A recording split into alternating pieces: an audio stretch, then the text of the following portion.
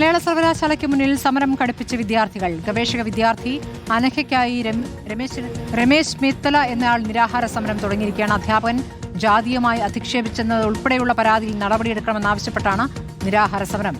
മലയാള സർവകലാശാല vice chancellor വിഷയത്തിൽ നിലപാട് വ്യക്തമാക്കാൻ മാധ്യമങ്ങളെ കാണും.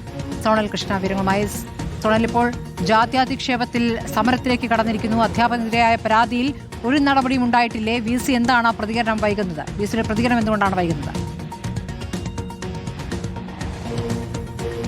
സ്മൃതി, ഈ സമരം ഇന്ന് 5ാം ദിവസത്തിലേക്ക് കടക്കുകയാണ്. കഴിഞ്ഞ ദിവസം MLA-മാരുൾപ്പെടെ വലിയ ഒരു ചർച്ച ഇവിടെ നടന്നിരുന്നു. അന്ന് ആ ചർച്ചയിലെടുത്ത തീരുമാനം എന്നുള്ളത് ഈ അനഘയുടെ വിഷയം അന്വേഷിക്കാൻ വേണ്ടി ഉന്നത വിദ്യാഭ്യാസ വകുപ്പിൻ്റെ കീഴിൽ ഒരു പ്രത്യേക സമിതിയെ നിയോഗിക്കാൻ നിർദ്ദേശിക്കും എന്നുള്ളതായിരുന്നു.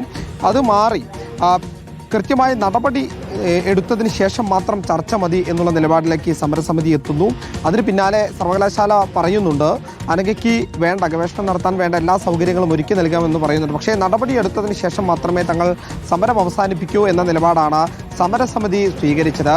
ഇന്ന് VCയും രജിസ്ട്രാറും ഉൾപ്പെടെ ഇന്ന് വൈകിട്ട് 3 മണിയോടുകൂടി മാധ്യമങ്ങളെ കാണുന്നുണ്ട്. ഇപ്പോൾ നിലവിൽ സംഭവിക്കുന്നത് നിരാഹാരം സമരം ആരംഭിച്ചിരിക്കുകയാണ്. രമേശ് മേത്തല എന്ന് പറയുന്നൊരു വ്യക്തി അനഘയ്ക്കായി ഇവിടെ നിരാഹാര സമരം തന്നെ ആരംഭിച്ചിരിക്കുകയാണ്.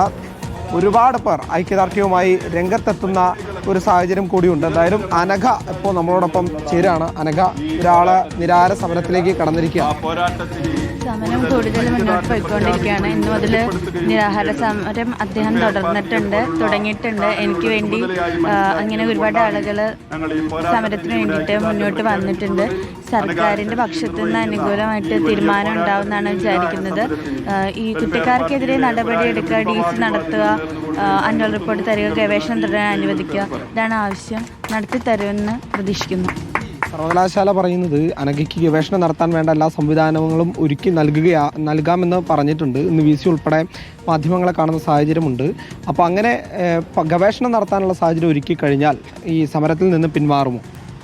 ഗവേഷണം നടത്താൻ വേണ്ട സാഹചര്യങ്ങൾ ഒരുക്കി തരിക എനിക്ക് മാത്രമല്ല, ഇനി വരുന്ന എല്ലാ കുട്ടികൾക്കും കുറ്റക്കാരായവർക്കെതിരെയുള്ള നടപടി കൂടി സ്വീകരിക്കണം. ശരി, ജാത്യാധിക്ഷേപത്തിലാണ് അനഘ ഇപ്പോൾ സമരം ചെയ്യുന്നത്. 5 ദിവസമായി സമരം. VCയുടെ പ്രതികരണം ഇന്നുണ്ടാകുമെന്നാണ് അറിയുന്നത്. സോണൽ കൃഷ്ണയാണ് വിവരങ്ങൾ നൽകിയത്.